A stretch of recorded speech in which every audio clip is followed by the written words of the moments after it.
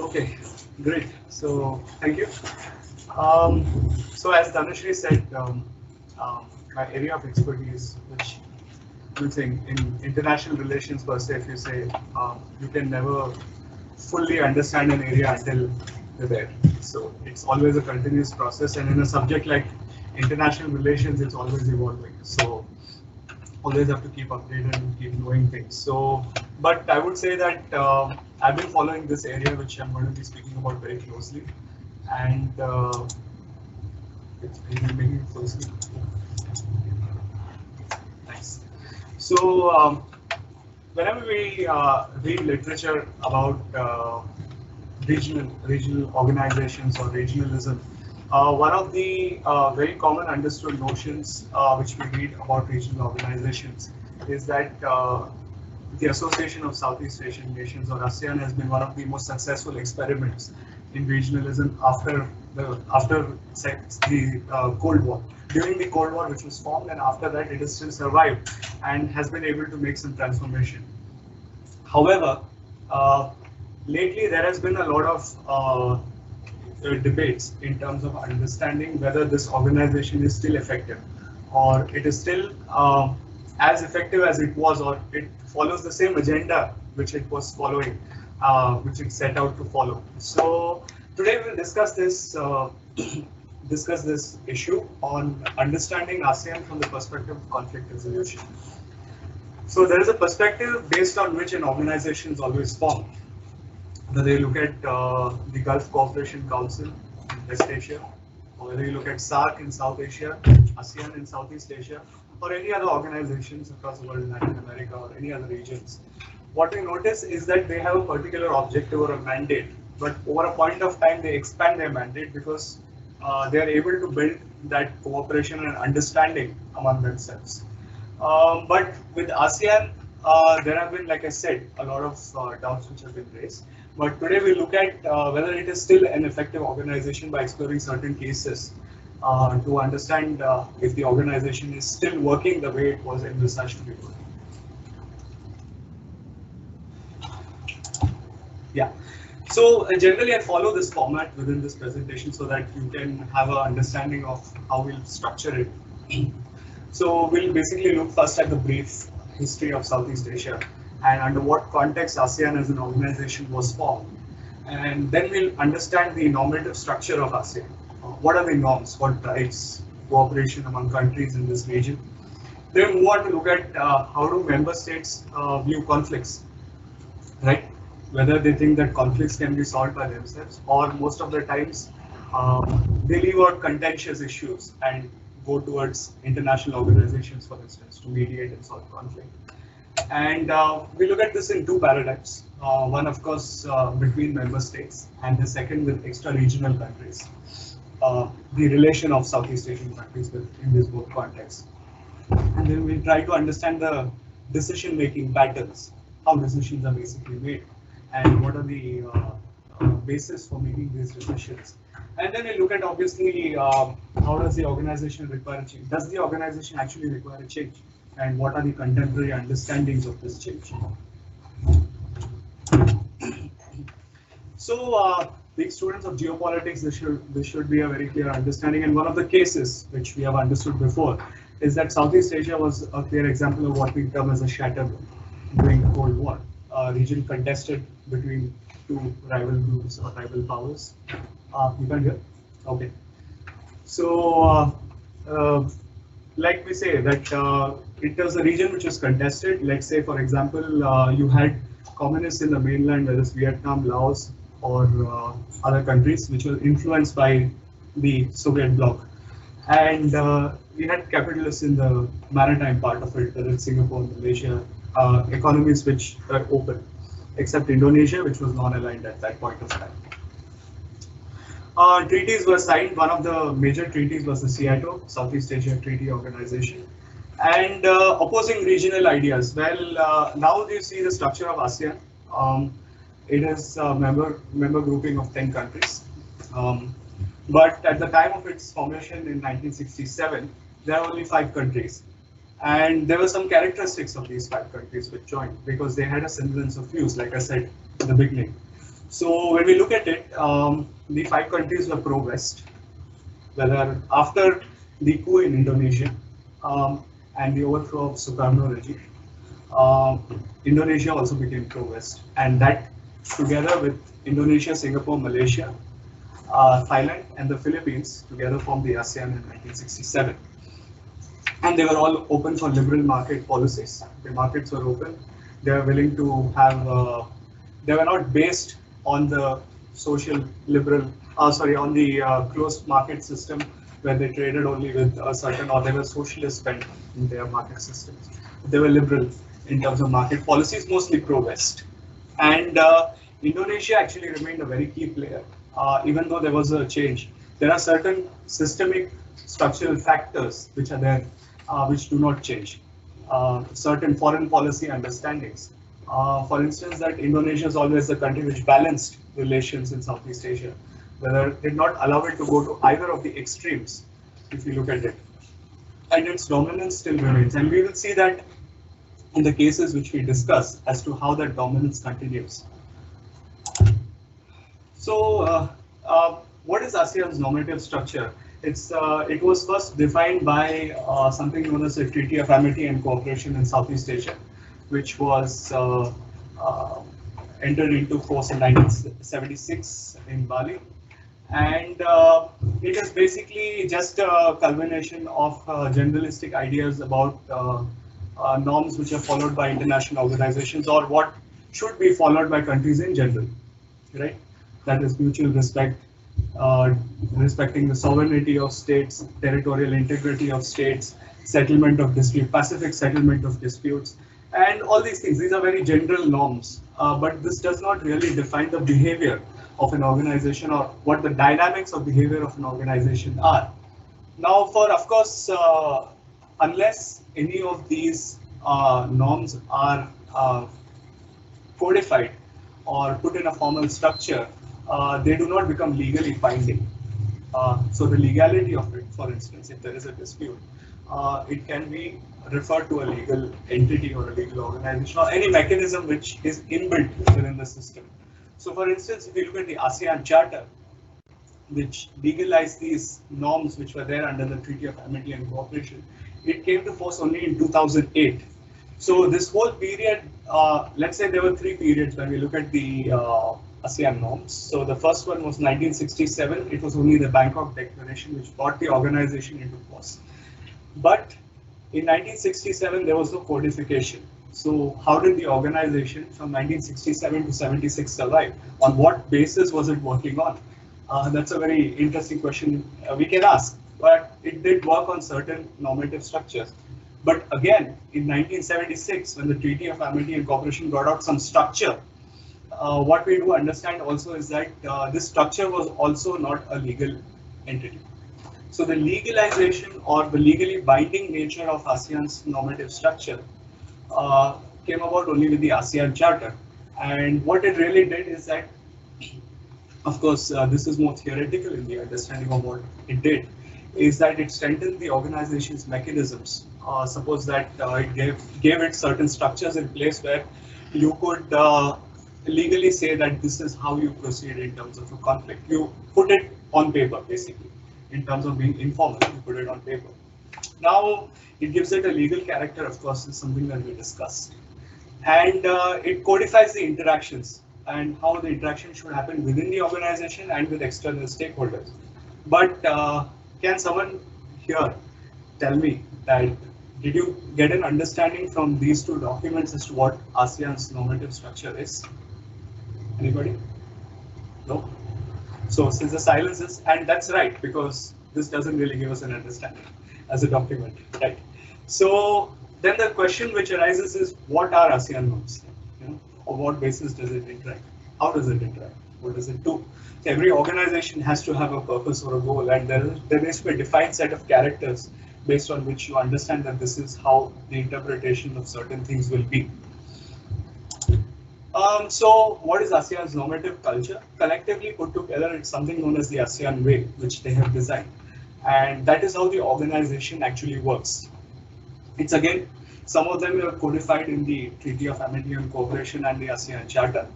But one of the major understandings is that it works on what we term as consensus-based decision making.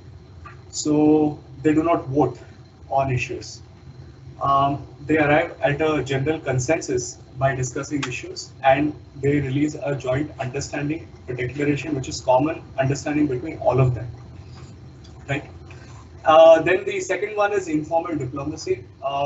Formalizing actually many a times whenever we deal with any international organization or others, when we formalize certain norms or certain structures, we always know what the expected outcome can be out of that, right? So informal diplomacy, most of these countries, I would say, are not very media friendly or very open. Whether it's a country like Singapore, which is very modern, glitzy, it's still the media is extremely controlled over there. Or whether it's a communist country like Vietnam, where you know how it works, how the media works. So in that sense, the political class in most of these countries prefer to have diplomacy informal and based on certain cultural levels of interaction which they have developed from 1967, being part of ASEAN, especially the core five, which formed ASEAN in 1967. Non-interference and respect for sovereignty, of course, is also internationally understood to be something which is very important. And ASEAN centrality. Now we'll come mostly to understand this as we see the cases in understanding how ASEAN works.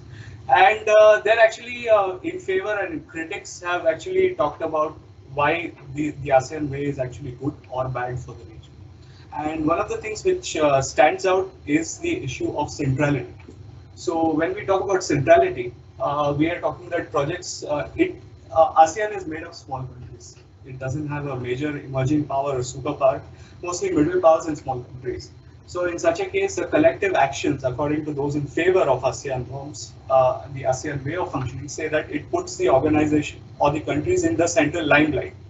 Whether you have been as students of geopolitics looking at what's happening with the regional comprehensive economic partnership, the RCEP, you see that it is termed as an ASEAN-driven initiative. Though China is the bigger economy and we have other big economies, the cultural norms or the interaction based on which it functions is based on the centrality of ASEAN being the institution driving the interactions or the norms within this organization. Now, of course, there have been critics, and this is one of the major criticisms of ASEAN as an organization, is that the consensus-based decision-making does not come out with concrete outcomes. It's obviously understood because divergent ideas, divergent views about many of the international issues affecting the region. And we'll see through the cases how the consensus-based decision-making actually is impacted. And the biggest criticism is that they do not come out with anything meaningful at the end of it. The end of a marathon exercise in terms of discussing issues affecting the region or regional relations, they do not really come out with anything very effective. Because the consensus-based process actually negates any type of a strong outcome which can be derived out of this process of negotiations which happens. So how do members view ASEAN's role in conflicts? Let's try to understand through the internal relations as to how conflicts are taking place. So first, let's look at a dispute which happened between Thailand and Cambodia around 2012-13. The dispute was there for a long time, but it really exploded out of control within ASEAN, and two members actually went to the level of a conflict. Now, if you remember the ASEAN Charter, which I talked about, or the ASEAN norms, or the Treaty of Amity and Cooperation before that, one of the key issues is the Pacific settlement disputes. And it's probably not there right now, if you look at this as a case. But how was this dispute resolved? This dispute was resolved by both of the countries going to the International Court of Justice, and it was resolved over there. So they didn't really resort to ASEAN mechanisms to solve this. Though there was mediation from the ASEAN organization, the member states were not very comfortable with other neighboring countries sort of taking a stand on their internal disputes. So here you see that there is actually a contradiction in terms of how the behavior patterns exhibit themselves within the ASEAN setting. The second one is a dispute between Singapore and Malaysia. Again, this dispute was also settled by the International Court. Both these countries, especially Singapore, has never been very certain about the position of ASEAN as a strong organization which can actually do some benefit to it. And in many cases, we can see that this has been the understanding. And Singapore took this case to the international tribunal, and that is where it was also settled. So again, here you see that they did not really go back to the ASEAN organization to settle the disputes. Now, one of the successes which the organization itself claims, or many members claim, is that it was able to slowly influence the regime in Myanmar to open up. And this success is to an extent also measurable in the form that we can understand that there were frequent interactions between ASEAN member states, and Myanmar was a part of ASEAN from 1997. We see that the interactions continued despite sanctions from either the United States or the West, the European Union or whoever else. In fact, even India, being a neighboring country to Myanmar, was a little shy in terms of dealing with Myanmar. But ASEAN members continue to deal with the regime, and in a sense, they say that it's this effective cooperation and this consideration which was there between them that Myanmar finally decided to open up slowly, because they were not economically sanctioned or sidelined. So they claim this as a success, but this was more of an initiative which was done by individual member countries. It's Malaysia or Indonesia, for instance, which intervened and wanted to deal with or push for dealing with Myanmar. And of course, when it comes to the Rohingya issue, which is happening right now and happening for a few years, we do understand that ASEAN was not very comfortable as an organization taking a stand on this, because Myanmar is a member state, and the complications go beyond that, because if you go from the perspective of a member state who is affected by this crisis, what we do understand is that the Rohingya, the Myanmar government does not recognize itself, recognize a term called Rohingya itself. So that is the root cause of one of the problems about this whole crisis. And ASEAN chose to take the stand of the member state, which is Myanmar, against any sort of a dispute with the whole humanitarian crisis which was happening in the region. And let's also understand the ASEAN FTA, for instance. Here is where I would like to highlight where Singapore as a country stands out, because when the ASEAN FTA was negotiated in the early part of the 90s, many countries were not ready to actually reduce their tariffs and go beyond. So one of the cases was that they devised something known as the ASEAN minus X principle. So here we see that there is one understanding that there has to be a consensus and a consensus-based decision making. But eventually they had to yield that some countries were not ready or not interested at this point of time to join an FTA. And so they let those countries join later, and they still went ahead with the FTA. So this is one of the examples, and through this example, what we can understand is that member states are actually not very comfortable, for instance, using the ASEAN mechanisms to solve their internal or within the region, disputes within the region. Now, what we do understand is that it's a different dimension altogether when it goes to the external stakeholders. And countries have actually tried to use the ASEAN mechanism to benefit rather than shy away from using these mechanisms in dealing with external countries. So let us look at one of the issues, is the South China Sea dispute. I won't go into the detailing of the dispute because that probably merits a whole presentation by itself. But the ASEAN's role, which its member states wanted to use or thought they can use, is quite controversial in this. Because one, China doesn't agree that all the countries are disputed, so it does not discuss with ASEAN when countries go through the ASEAN mechanism. So that is one of the aspects. And the South China Sea dispute actually shows a different dimension. So when it comes to an external dispute or an external issue, the countries in Southeast Asia, being smaller countries, they find it actually useful to use the ASEAN mechanism to bargain with China, which is a much bigger country. But ASEAN has not been able to move much ahead because of the changing stance of countries such as China on this dispute. And one of the key aspects which is coming about right now is the signing of something known as the Code of Conduct in the South China Sea. And the biggest challenge for that is again that the Code of Conduct negotiations in the South China Sea is actually from the perspective of ASEAN as an organization. The ASEAN is negotiating. But over a point of time, if you see the dynamics in that, many of the other member states which are not party to the dispute, such as Laos, for instance, which doesn't even have an access to the sea, it's a landlocked country.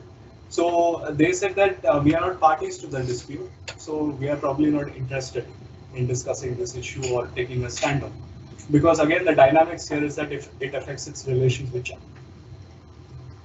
Now, another aspect of it comes when we look at the issue of trade. Security is something that there has always been a challenge with regards to Southeast Asian countries, but trade has been something that they have immensely gained from. Now let's understand a bilateral and a multilateral setting in which we can understand the trade mechanism. So when you look at the bilateral aspect of it, in the 1960s and 70s, one of the largest producers of rubber in the world is Malaysia, for instance. So because they have a lot of export which they also do, but that is natural rubber. But at a point of time, Japan devised synthetic rubber in these regions. So, and they started exporting to ASEAN markets, and that was actually impacting the region as a whole. But at that point of time, they used actually ASEAN to bargain with Japan to stop this type of sale to the ASEAN region. Thereby, you saw that the first time they used a mechanism, but not in the security aspect, but in the trade aspect to benefit from the collective multilateral effort which is there. And the multilateral trade mechanisms, you see that the best example is that with the RCEP, the Regional Comprehensive Economic Partnership, where we understand that the ASEAN countries are able to actually place themselves one centrally, gain from the reduced tariffs which come as a result of this free trade agreement, but also are able to influence other actors, external actors who they might benefit from. And such as India, for instance, though India has stayed out of RCEP, there has always been a case made by many of the ASEAN economies which actually have a trade surplus with India, that India should be part of RCEP. So this increases and gives them their bargaining capacity. So let's try to understand from these cases as to what are the decision-making patterns within this organization and within the ASEAN mechanisms. When we look at the internal thing, what we do realize is that internal issues are often kept bilateral. They do not have a preference to go with the ASEAN mechanisms or the ASEAN organization. Discussions are find scant mention, whether it's with regards to the Rohingya issue or how ASEAN dealt with it, or also they are avoided altogether. They do not really mention it because it might cause problems within the organization. So that's how they deal with it internally, if you see it. The sensitivities of member states are actually kept at the prime point of it. They do not go beyond that. And that is the priority other than highlighting issues. And of course, the other thing which we can see is that most of these issues are preferred to be solved internationally, whether it's with the dispute between Thailand and Cambodia or Singapore and Malaysia. Any of them, you see the preference for any bilateral issues within members of ASEAN is actually to be solved internationally. There's an understanding. Now, when we come to the external part, there is actually a contradiction to it, in a sense. And this is where probably they achieved the aim of this organization why it was set up to be. It was to balance the external influence of major countries in affecting the regional environment. So we see that there is more consensus building and deliberation, since South China Sea is a good example. Regional consensus driver works the decision. So let us see that we look at the regional consensus which is there. There are certain countries, for instance, when we look at Indonesia or when we look at any other countries, we see that there is a consensus building which is working on that, and certain countries are key within this increasing understanding. And centrality and collectivity is very important, and it brings about the relevance for this organization, and that's where they benefit from this collective interaction. And finally, let's open the floor after certain concluding remarks within this, and let us understand, ask key question: whether does the organization require a change, or given the current context, is it still relevant, or is it even required for the regional settings of those countries? So the first thing is that when the major change within this country came about, within this organization came about, when we looked at when the first expansion happened in ASEAN, when the 5 member countries which formed ASEAN, they were ideologically same. They believed in the same type of economic policies. But after the 1980s, when the ASEAN's expansion started, with Vietnam joining ASEAN first, and then Myanmar and Laos, and finally Cambodia in 1999. So we saw that there was a complete ideologically different countries with different economic models joining the organization. So that is where it added new dimensions in the decision-making process. And if we compare that to what has happened right now with the South China Sea dispute, we do understand that a country like Laos, for instance, which might have never been in ASEAN, now its addition in ASEAN has actually changed the dynamics in which decisions are made or understanding happens. Despite having legally binding norms, so the ASEAN Charter is legally binding for its member states which have signed it, there is still conflict, norms are still flouted. So the question arises here is that does the normative structure actually matter? Or what norms have set out, do they really matter, or still they are only following informal ways of communication and the formalization is only on paper? The consensus building mechanism, there has been a lot of debate, especially after the fallout which ASEAN had in 2012, where the organization was not able to come up with a consensus, which is a key aspect of their decision-making mechanism. What we see here is that the critics say that it's time for ASEAN to do away with the consensus building mechanism and actually go out with something like a voting system, for instance, to make decisions. The majority wins and the minority loses, simple as that. And the relevance, of course, these days we have been talking about the Indo-Pacific and the others, but whatever mechanisms we see, none of the ASEAN members are actually prime part of the discussions on the Indo-Pacific. It's rather driven by something, for instance, with a Quad, or driven by any other mechanisms. The ASEAN centrality aspect of it may not be relevant anymore in the current context. So probably I'll just conclude here, and we can move on to some questions. Thank you.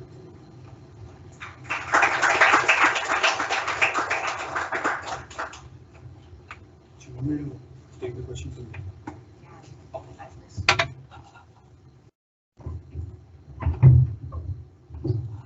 How do you stop this?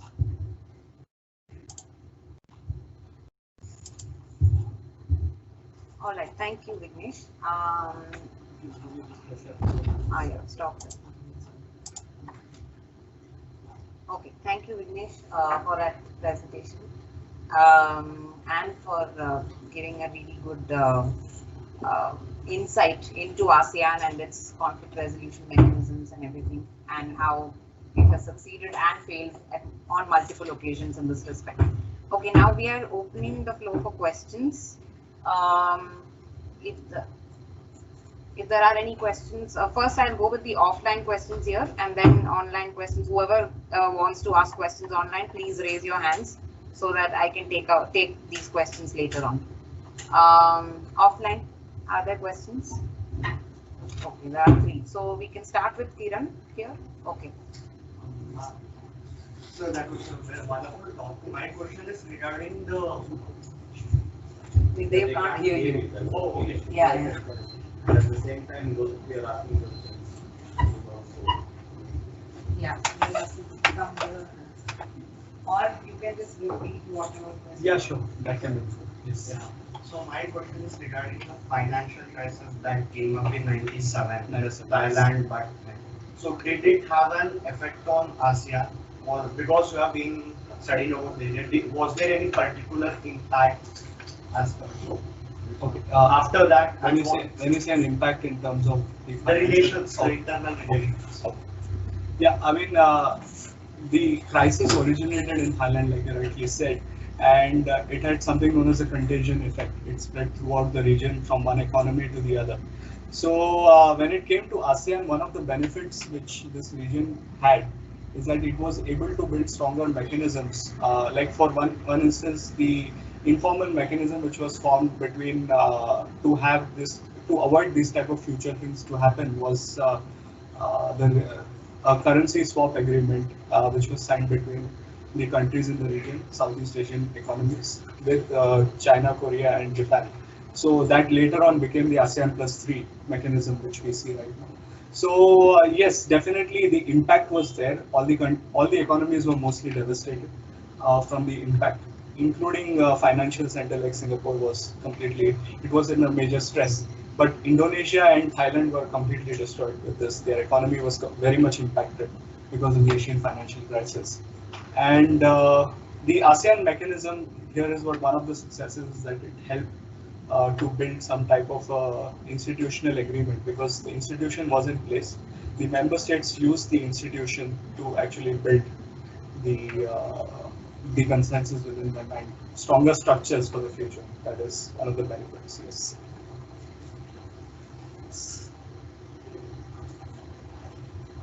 I would like to ask about the protest in Thailand. I'm sorry, the protests in Thailand. Okay. Yeah. More than 10 months of different protests is going on in Thailand, where last number of youth and students participate in the daily protest.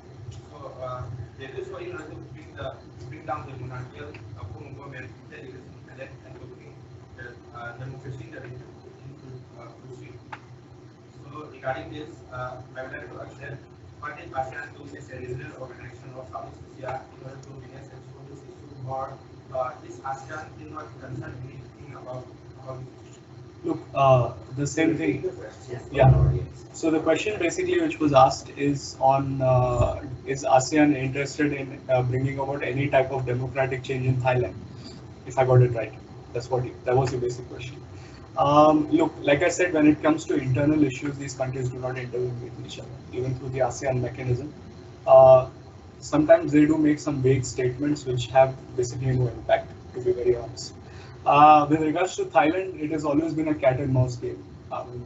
If the one establishment doesn't like the other, the military steps in and there is a coup in Thailand. So, but the problem with the ASEAN thing, like I said, is that they have put so many structures in place. If they wanted, they could have intervened in Myanmar and brought about a democratic change in neighboring Myanmar, but they didn't really do that. So basically, they have a mechanism, or they do not intervene, but soft intervention, for instance, in terms of continuing to deal with them even though there are sanctions, which they did in case of Myanmar. You do understand that that is also one of the ways in which you can really have a cooperation and deal with those countries and bring them out of the crisis. But in Thailand, definitely, I don't think there is any scope, for them to intervene on democracy. Most of the countries themselves are not democracies. Probably that should answer the question.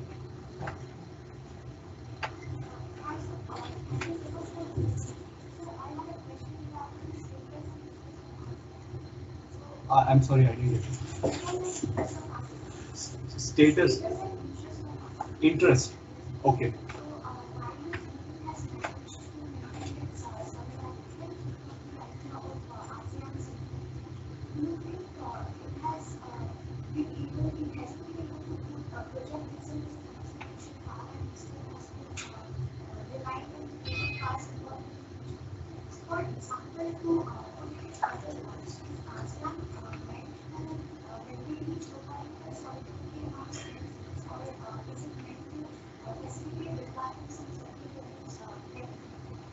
Okay, so this question largely revolves around the developmental aspect of it, and whether it is maintaining the central idea of maintaining a geopolitical balance in Southeast Asia. So the thing with ASEAN is that when it comes to security issues, like we have seen, most of the times they are not very open in terms of, they prefer either balancing or, let's say when you go to a conceptual idea, we can look at an idea called enmeshment, which came about. So you make the countries which are dealing with you so invested in the region that they do not want to cause any conflict. They're enmeshed in terms of your interests. Their interests are your interests. So that is the way in which they have been dealing. But when we really go back and look at the aspect of the geopolitical balance, like I said in the concluding slide, you would have seen that when it comes to the Indo-Pacific, ASEAN centrality is something which is being lost as an organization because they are not the central key drivers of the debate on the Indo-Pacific. It's either the Quad countries or the United States with its policy changes, which become central to it. There have been instances where countries such as Indonesia, which has a huge influence in ASEAN, has suggested that the Indo-Pacific, there should be a treaty on the lines of the Treaty on Amity and Cooperation in Southeast Asia. A similar treaty should be there in the Indo-Pacific region. But when the security architecture itself is not factoring in Southeast Asia, even though you have so much of relevance in terms of the sea lanes of communication or the trade, it's not factored in. So where does ASEAN centrality come in? I mean, there's no question about ASEAN centrality here. So these countries have to make themselves relevant in a way where they are either going with the existing mechanisms and having some alternative to what is coming up, or sort of what they have been doing with great powers, they have to enmesh their interests with other countries. So in terms of the Quad Plus, for instance, there have been talks about having some other nations involved. Some of them could be powers such as Indonesia, which is a rising middle power, more or less stable and always been the major country driving relations in Southeast Asia. And in fact, the idea of an Indo-Pacific treaty also came about from Indonesia. Indonesia was the country pushing for, because it knew that if the agenda is not set by ASEAN, ASEAN becomes irrelevant geopolitically.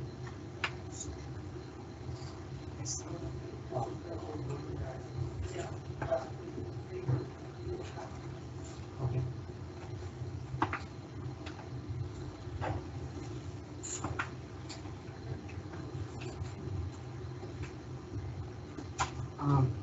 Hello, sir. I'm Rahul, a second year student at the department, and thank you for the presentation and the perspective you gave on the consensus-based approach that ASEAN takes forward. So, what I wanted to ask is that in ASEAN there are other greater powers involved, like you said, and there is a lot of balancing and bandwagoning that goes within the states with other powers involved.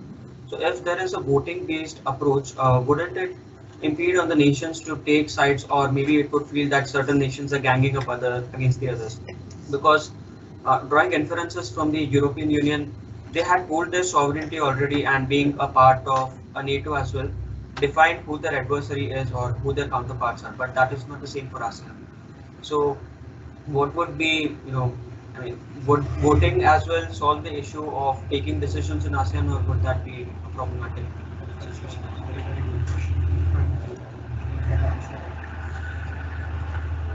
So that's actually a very relevant question, which touches upon the consensus-based decision-making approach. So let me give you an instance of what happens if there was no choice for ASEAN to follow something other than the consensus-based decision approach. So ASEAN was formed with the objective of, while they say that it was for regional solidarity and others, it was very simple, that they wanted an informal type of a pro-Western organization, which is a bulwark against communism expanding from mainland Southeast Asia. It's as simple as that. That was the basis for forming ASEAN. But over a point of time, as issues changed and issues evolved, it became a solid grouping which was promoting regional interests. Now, when we look at that time and compare it to this time, one major change has been the development of other economies in the Asian continent, whether it's India on ASEAN's western flank, China and ASEAN's northern flank, we have seen that, and US remaining a permanent resident power, as they say, within the Asian continent. So when we put these dynamics together, what we do realize is that if there is one no consensus-based decision-making approach for them, this is from the perspective of the regional organization, not from the perspective of looking at it from an external stakeholder. So if there is no consensus-based decision-making approach, we have interventions through other means. So I'll give you an example. In 2012, when the ASEAN summit happened, there was no consensus on, and the major point, diverging point, was that it was China. China was a major diverging point, and the chair of ASEAN, has a lot of power in terms of drafting agreements or agreeing, bringing together the consensus. The chair of ASEAN actually agreed that Cambodia agreed that they do not want to name China. That's about it. But if you look at an existential threat to security, it is from the South China Sea. I mean, it's an actual thing happening in the heart of the geographical heart of ASEAN, the Southeast Asian region. So if the organization is not there to solve that, what else is it there for? The basic question. So if you go with a voting-based approach, it actually might just, the people in favor of that point of view, the voting-based approach point of view, say that it would actually clearly indicate that outcomes of the decisions will be clear. It's either that let us act and let us go and let us just execute it. But when it comes to consensus, there's a lot of bargaining which happens. You look at a consensus-based model in decision making.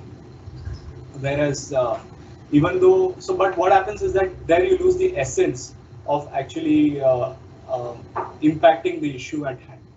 So that is the problem in which the organization stands right now.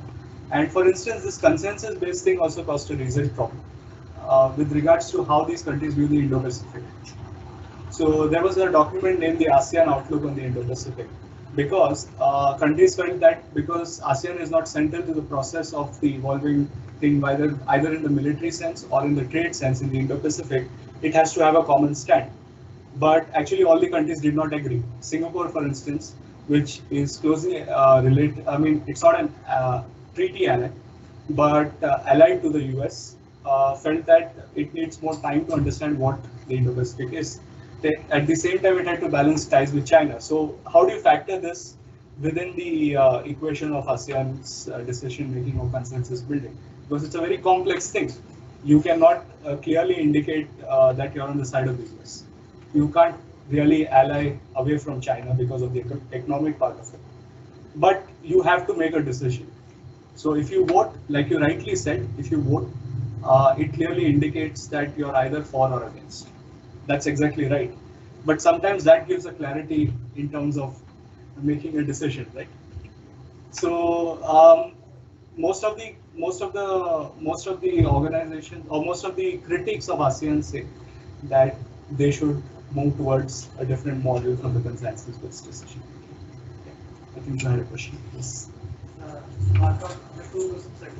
Yes. Okay. What do you think is the scope of such a change? Secondly, we see that China is showing more aggressiveness today. It's very policies. It's also like showing post pursuits. Also with Taiwan issue. So what do you think will be the stance of us? Again, more like stronger stance of will it be like I said, the problem here is in the model in which they make decisions. That is the issue. So what you can maximum expect as an outcome from a decision-making model which exists within ASEAN is that you have to take everybody's views into account. So suppose there are 10 people in the room and there is one issue, all 10 have to come an agreement on. Now, once you put out a statement, everybody is not going to say that yes, I agree to it, correct? Because everybody has their own interests, everybody has their own agenda to get through it. So, consensus-based building approach is actually slower over a point of time, but it actually, in a sense, builds a confidence. It does not break the organization. But here the problem is that what happens when there is no consensus. It's not about building the consensus, it's about the outcome. What happens when there is no consensus? So structural change, none of the all this idea about structural change and everything comes from outside of ASEAN. ASEAN members are very comfortable with the way in which they deal right now. So structural change doesn't look anywhere on the horizon. Though there has been a lot of criticism in the sense that let us have a change or anything, but the structure still continues the way it is. There's no change. And your second question was on China's post-social. So do you expect an answer from an organizational point of view, or like, how are you? What do you really want to know? It's a very broad question. That's why I was asking. Yeah. Okay. In terms of a response, a regional response, like I said, the regional response has depended on many factors, not only on the core security aspect of it. It's on relations of each member countries with China, for instance, in the South China Sea. Like some who have nothing to do with the dispute say that why should we take a stand against China? That antagonizes China, and China will not deal with this. So it comes down to, finally comes down to economics and comes down to numbers. And probably no country would like to lose a huge bit of the market. That's where it stands actually in terms of a regional position. So basically only these statements which are very general and whitewashed, no controversy, those type of statements only come when you have this type of a structure in place.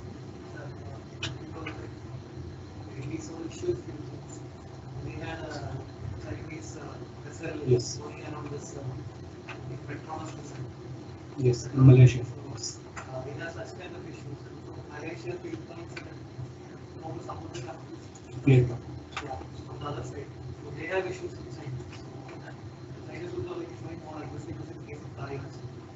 But you know, when we look at an issue from the macro level, we feel that yes, it's black and white. There is China doesn't like Vietnam, Vietnam doesn't like China. It's simple. I mean, they actually don't. But when you go down to looking at, let's say, the political drivers of how issues are solved between these two countries bilaterally, even though they might have issues, for instance, their communist parties are very closely connected with each other. So that is also a mechanism through which they solve disputes. They might not go to ASEAN, but they might have informal channels through which they have communication and issues are solved.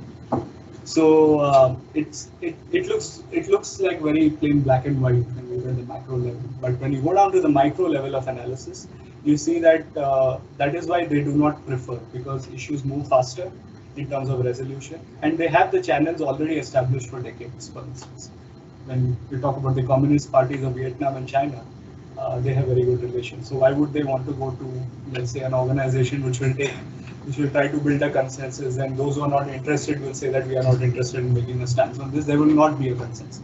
So might as well go with an approach where you're able to solve the issue. Yes. So, firstly, great talk. So my question is regarding the effectiveness of conflict resolution. You've spoken about the successes and failures. I want to know if there is any instance where two parties to a dispute chose to bypass the ASEAN mechanisms of conflict resolution and directly refer it to something like ICJ or some other forum. That has happened on many instances, and I think I also highlighted some of the parts. So when it comes to internal issues, also to an extent external issues, for instance, the Philippines took China to the International Court of Justice. So even though when the code of conduct was being negotiated from the position of ASEAN, they came to a point where they realized that ASEAN is not going to take the decision. So bilaterally they moved the case to the International Court of Justice. It was ruled in favor of Philippines. But later on, because the regime changed in Philippines and President Duterte came to power, he chose not to implement it. So basically it was a reversal of process from their side itself. So, and China is not following any of it. So that's pretty much the case. And here is also a limitation, right? So how do you really stop it? How do you really build compliance? How do countries comply to? So they would say that it's not binding. They do not have to really follow any of it. So these are flaws which are there in the international system built in place. And unless something is legally binding, even though it is legally binding, how are you going to enforce it? What are you going to send an international fleet of navies against the Chinese Coast Guard or the Chinese Navy and move them out of the sun? That's not going to happen. Let's be realistic here when we are looking at analysis. So there has to be an amicable way in which we find a resolution to the conflict. And most of the countries, bilaterally, when it was internally there were disputes, they always went to the international tribunal. They did not refer it to ASEAN. Though ASEAN processes played a part in terms of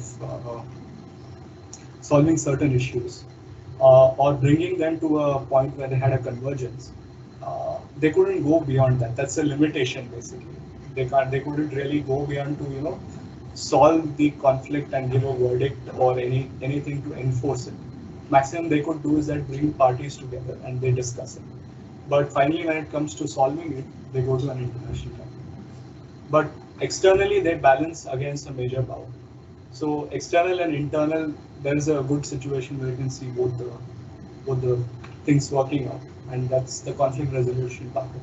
How do they resolve it? Yeah. Yes. Yeah.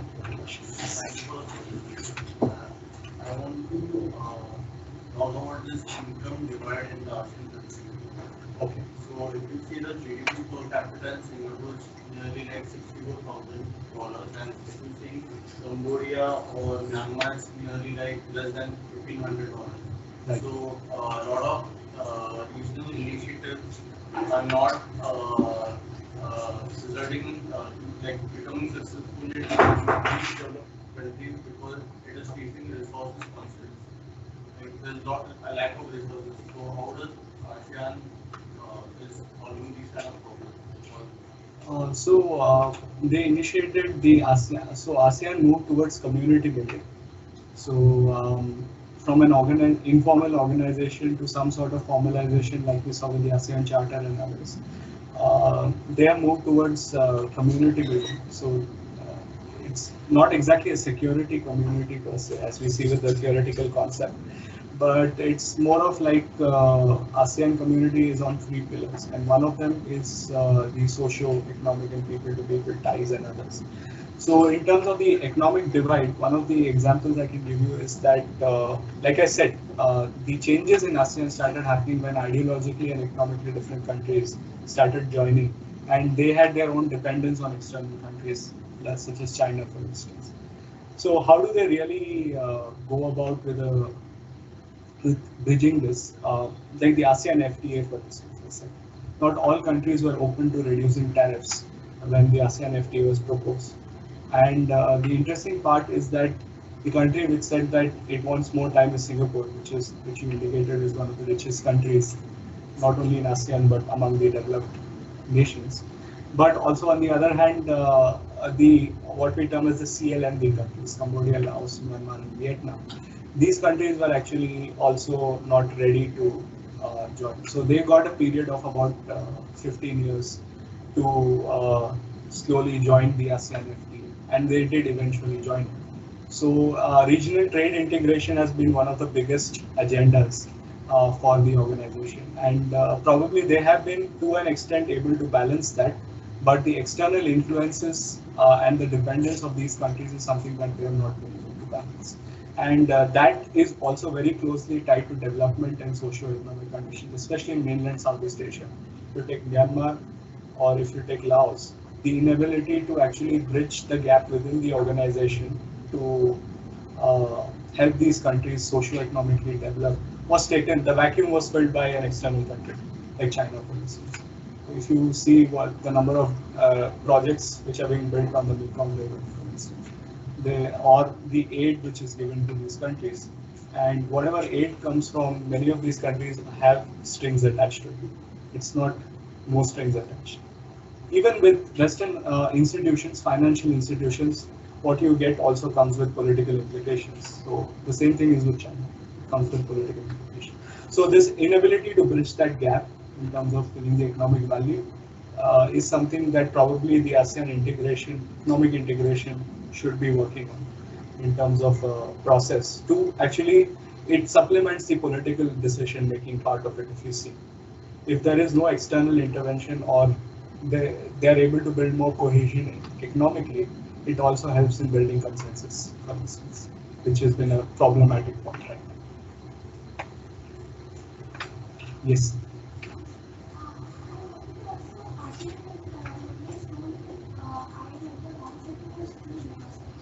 Okay, yeah. So the one of the major things for ASEAN, like I said, it's the maritimity of the region. Even if you look at things like the UNCLOS, for instance, the archipelagic principle in the UNCLOS was very strongly argued by Indonesia because it's an archipelagic nation. So how do you set baselines? How do you set the understanding of it? So the international shipping thing has been a very major agenda for these three maritime countries, Singapore, Malaysia, and Indonesia, which are along the Malacca Strait on the busiest waterways. So through the ASEAN mechanism per se, there has been a lot of talk in terms of how do you really facilitate trade, security, and those linkages. But individually, from these countries' point of view, there has always been a push in terms of setting the maritime agenda, in terms of shipping and other aspects of it. Especially like a country like Singapore is very highly dependent on maritime trade. About $20 billion was the last estimate I remember I read, that it makes only out of shipping because of its strategic geopolitical locations. That's it.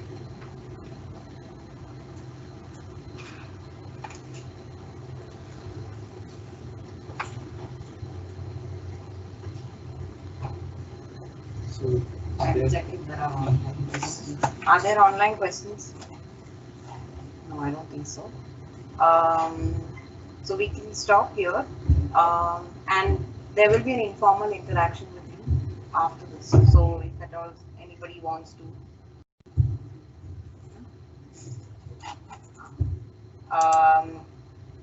Yeah, so there will be an informal interaction with him after this.